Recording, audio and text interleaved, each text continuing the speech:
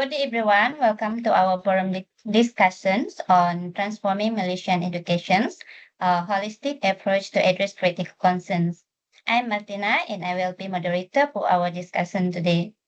Our goal in this conversation is to examine critical issues within the Malaysian education system and collaborate to develop solutions that can foster a more inclusive educational environment.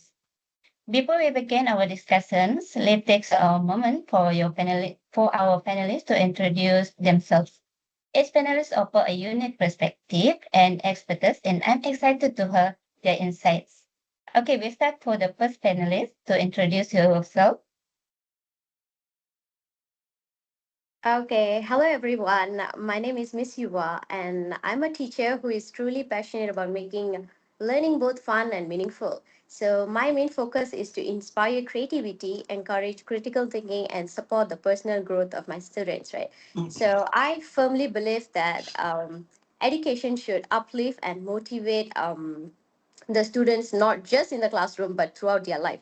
So today I'm excited to discuss the ideas on how we can create a more of a holistic education system that addresses the needs of all learners. Thank you for first panelist. We move to the second panelist. Hello everyone, my name is Lottie and I'm a lecturer at a teacher training institution.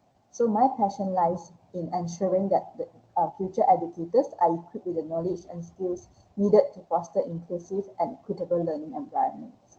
I focus on teacher preparation and the importance of professional development, especially in relation to addressing disparities and promoting cultural sensitivity in education.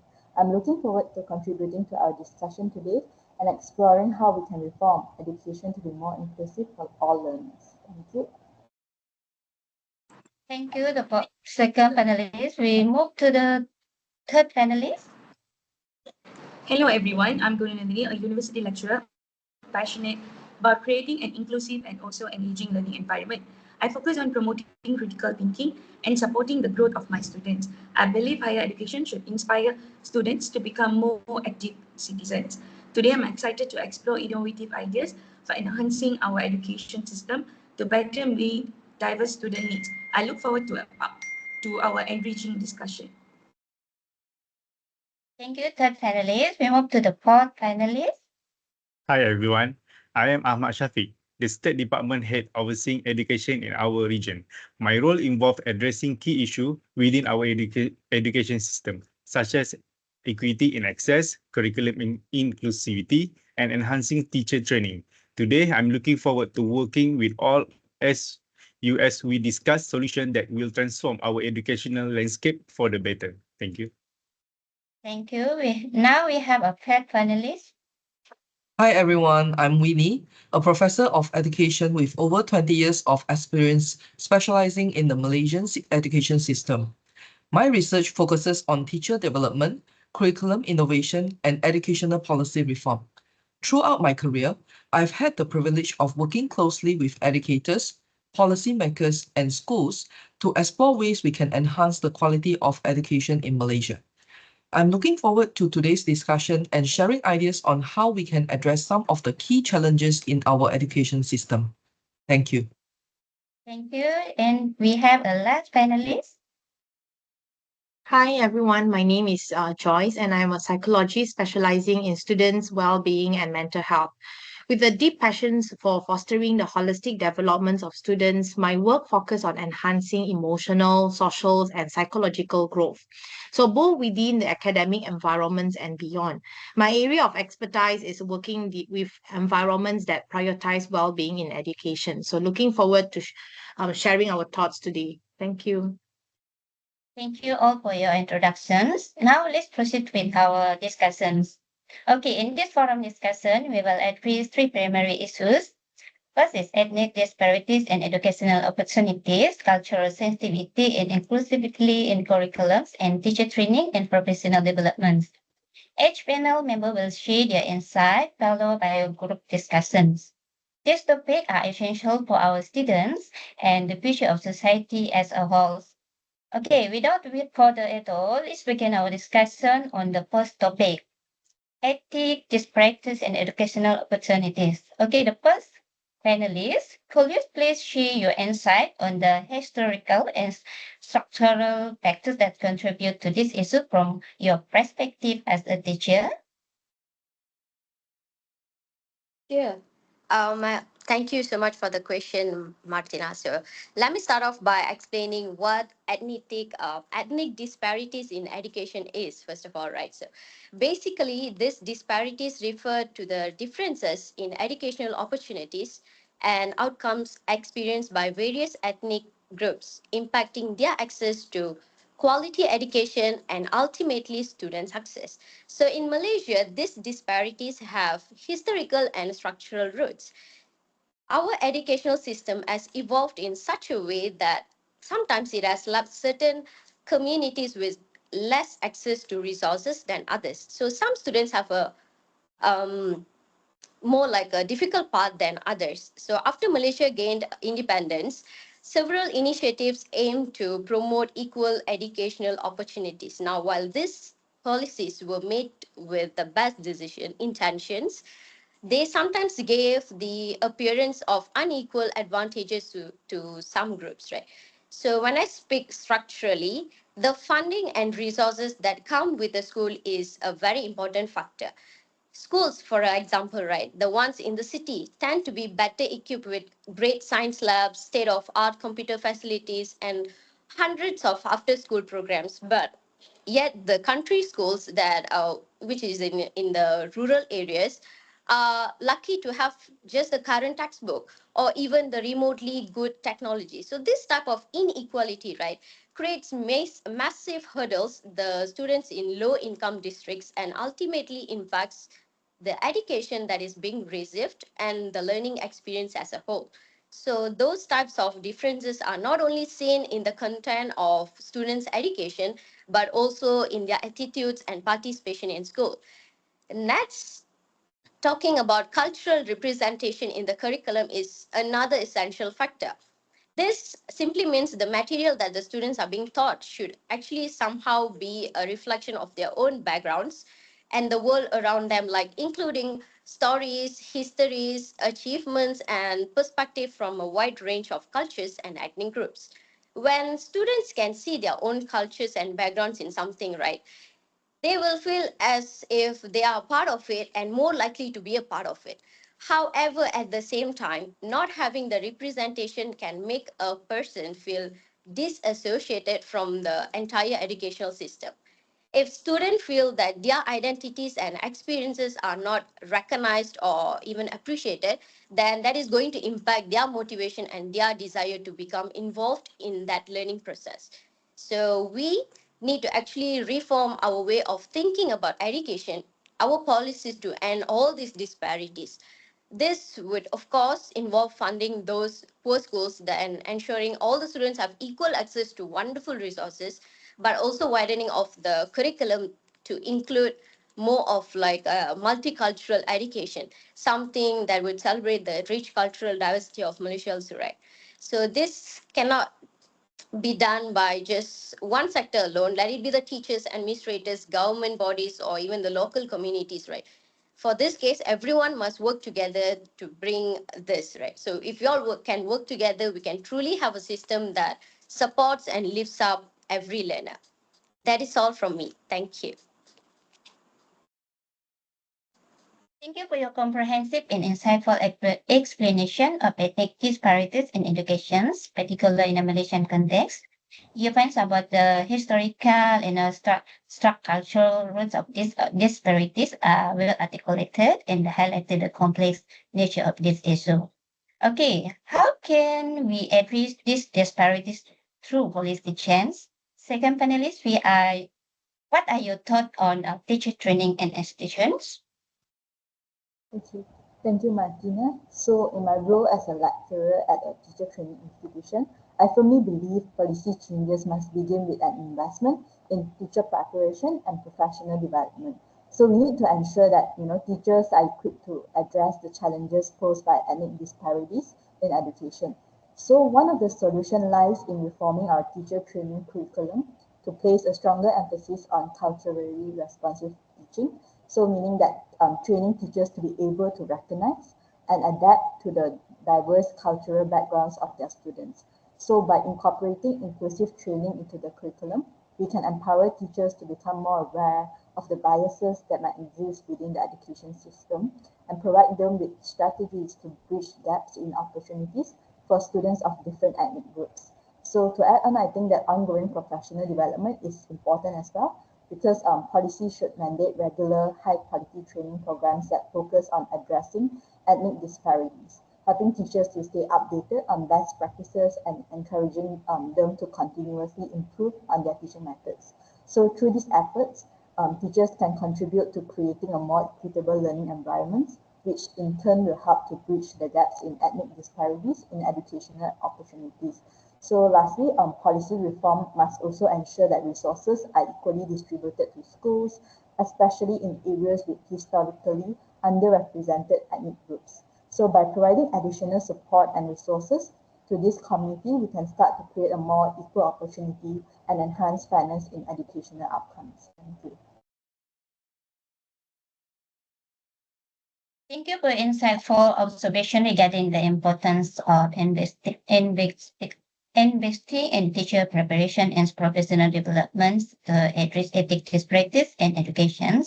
You have emphasized several key points that are essential for creating a more equitable educational environments. Moving to our second topic, we will discuss cultural sensitivity in the curriculums. Okay, third panelist, what are your thoughts on the inclusivity of the current curriculum from the perspective of a university lecturer? Thank you so much, Martina.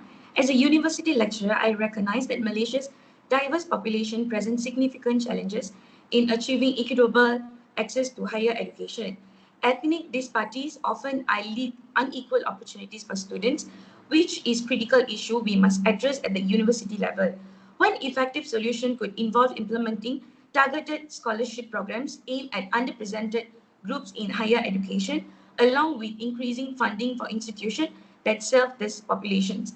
This approach would help level the playing field and also ensure that all the students have access to quality educational resources. Moreover, it's imperative that our university curriculum reflects the rich cultural diversity of Malaysia. Many students may find that their cultures and perspectives are underrepresented in the curriculum, which can hinder their engagement and also sense of belonging in the academic community. To remedy this, I advocate for revising curriculum to include diverse viewpoint and also integrating multicultural education training for faculty. This will empower educators to create a more inclusive learning environment that also values all students' contribution. Finally, we also must emphasize the critical role of professional development for university faculty. Many educators may not possess the necessary skills to effectively address the diverse needs of their students. Therefore, it is essential to develop comprehensive professional development programs focused on cultural competency and also inclusive teaching strategies. By equipping faculty with these skills, we can foster an educational environment and also where all the students feel valued and included, ultimately enhancing their academic success and also personal growth.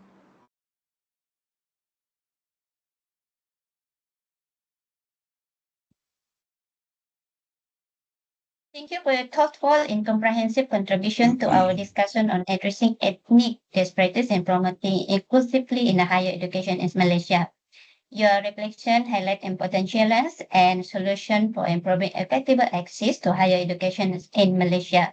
I agree that targeted scholarship program and increased funding for unrepresented groups are crucial steps towards achieving equity. These entities will help bridge the gap created by ethnic disparities, ensuring that all students have access to the same opportunities. Okay, how can we ensure that diverse perspectives are represented? Thought panelists, what are your thoughts as a head of the State Department? Thank you, Martina. As the head of the State Department, I know that making sure that the curriculum is sensitive to different culture is important for creating a welcoming school atmosphere. To begin with, we have strong commitment to including everyone. So we involve teacher, parents, and people from the community. We can make sure that a lot of different opinions are heard and taken into account when making the curriculum by forming advisory committees with people from a wide range of racial and cultural backgrounds. People from different groups can talk to each other, share their ideas, and work on the issues and problems that only their community face through this committee. To include stories and history from all ethnic groups, the program must also go through a review process. This method helps students feel like they belong and are proud of their cultural background by showing them how their history and identity are reflected in the things they study. By focusing on different contribution to history, writing, and arts, we can help students understand how rich Malaysia's multicultural identity is and encourage them to take care about and understand each other. Also, it is very important that teacher training school put a lot of emphasis on cultural awareness. Teachers need to know how to teach in a way that welcomes everyone, recognizing and praising the differences between students. As part of training, teachers should learn how to make the classrooms a safe, respectful place where all students feel respected and understood. By doing this thing, we can make the student more united and empathy, which will help them do well in diverse world and make a good contribution to our multicultural society. By working together, we can make sure that our school system not only show off Malaysian rich culture, but also encourage peace and respect among all its people. Thank you.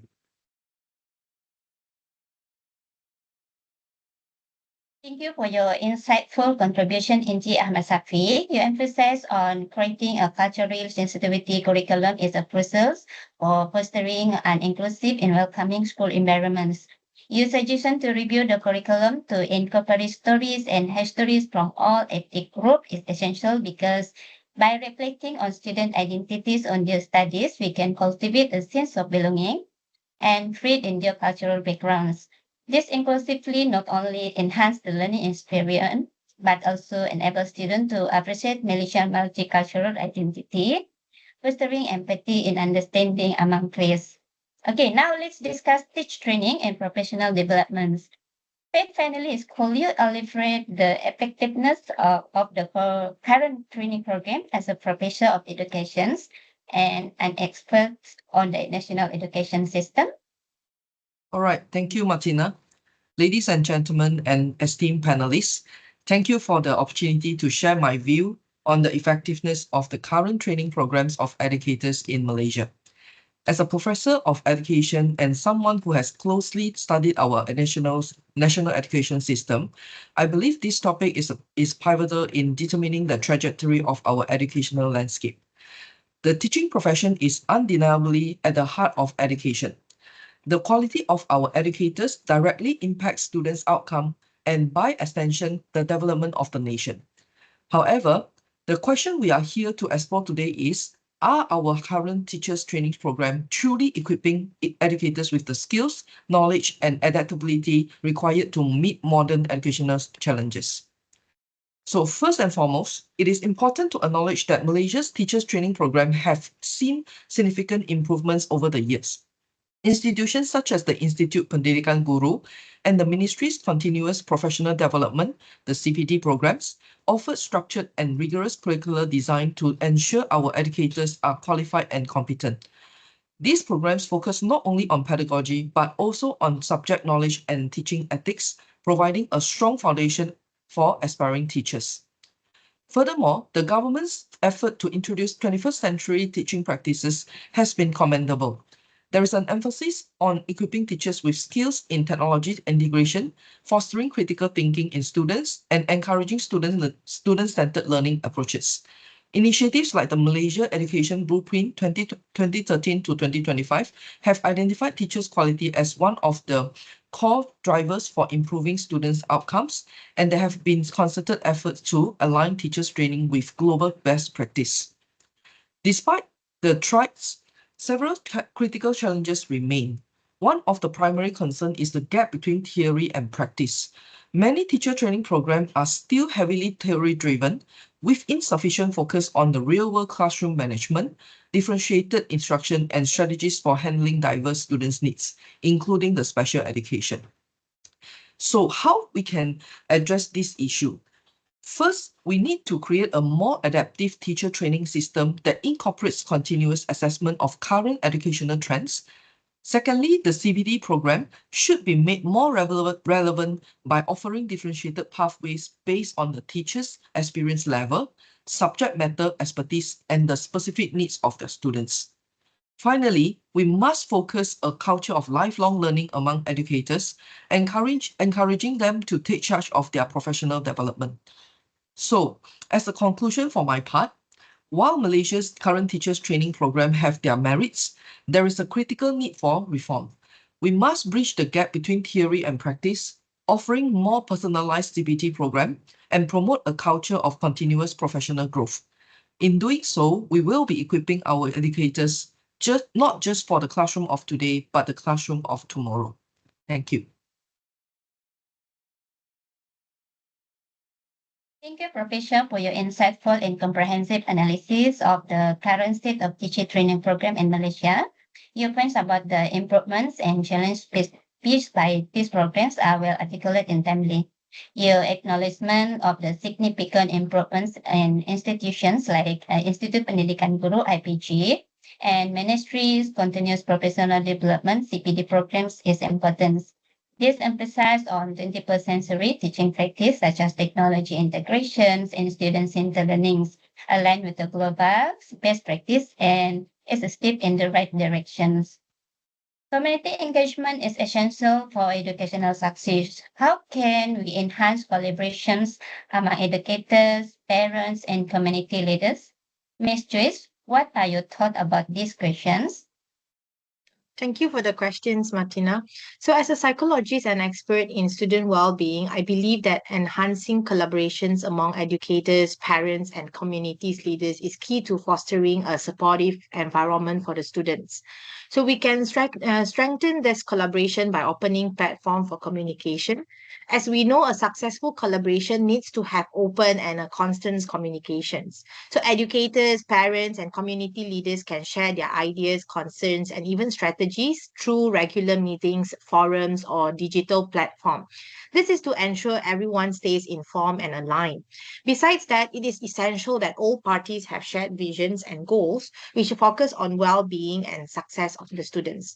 So school can organize collaborative meetings to establish shared values, objectives, and responsibilities by ensuring every stakeholder has a role in shaping students' academic and social development. So students can also have enrichment opportunities that go beyond the classroom if the schools cooperate with community organizations.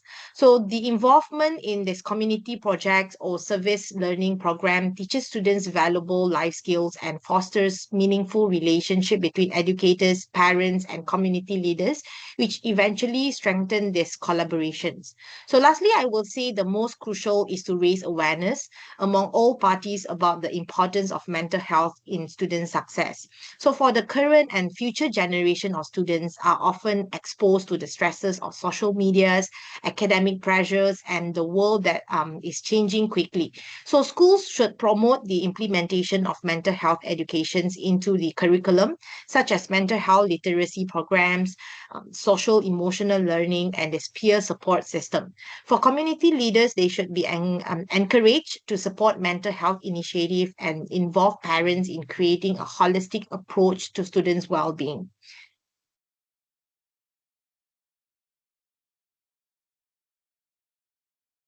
Thank you for insightful contribution, Ms. Joyce. Your emphasis on enhancing collaboration among educators, parents, and community leaders is vital for creating a supportive environments that prioritize the student well-being. Your point about stabilizing C visions and goals is particularly important because by organizing collaborative meetings to define these objectives, we can ensure that all stakeholders are invested in the academic and social development for our students. This collective approach not only empowers educators but also fosters a sense of community among parents and local leaders. Can you also share how the education system affects students' mental health and holistic development? Yeah, certainly, Miss Martina. So let me just focus on the education systems and not relate it to the collaboration of the stakeholders that I mentioned earlier. So students' emotional and psychological growth, in addition to their academic development, are greatly influenced by the educational system. So there are a few aspects of these education systems that impact student stress, mental health, and even holistic development. So one of the most direct impact is academic stress. So the standardized examination, overloaded curriculums, competitions, and comparative cultures will all affect the students' well-being. So nowadays, students might be overwhelmed with tuitions, extracurriculums activities, preparing for examination throughout the years, and comparing themselves to their peers based on their academic achievement, but eventually putting themselves in a stressful environment. So nowadays, mental health issues are also increasingly recognized as a major concern within the school environment. So some systemic factors in education that trigger mental health can be due to a lack of mental health support, high expectations toward themselves, or even bullying in school. So I think the education system should also focus on addressing the limitations and pressures of current systems by reforming the curriculums, support services, and focusing on students' emotional and social growth. This can create an educational environment that nurtures, supports, and balances the students' overall well-being. So that's all from me. Thank you. Again, thank you for your insightful contribution, Ms. Joyce. You have raised some critical points regarding the impact of education system on student emotional and psychological growth alongside their academic developments. Okay, we have made a significant progress today. I would like to invite our panelists to share any additional thought or question regarding this issue, discuss as well as any new insight that may have. To add a final thought, I'd like to emphasize the importance of collaborative partnerships between teacher training institutions and local communities.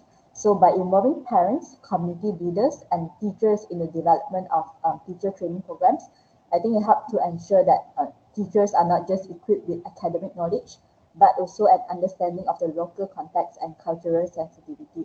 And this in turn will enhance their ability to meet the diverse needs of their students. And that's all from me. Thank you.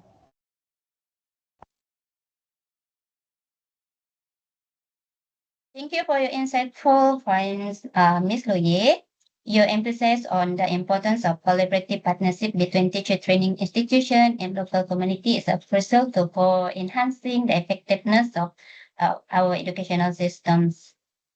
Okay, ladies and gentlemen, we came to the end of our insightful discussion on transforming Malaysian education's holistic approach to address critical concerns. I would like to extend my deepest gratitude to all of our panelists and participants for their valuable contributions. And I hope today's discussion has speak new ideas and reinforce our shared responsibility to advocate a positive change and the Malaysian education systems.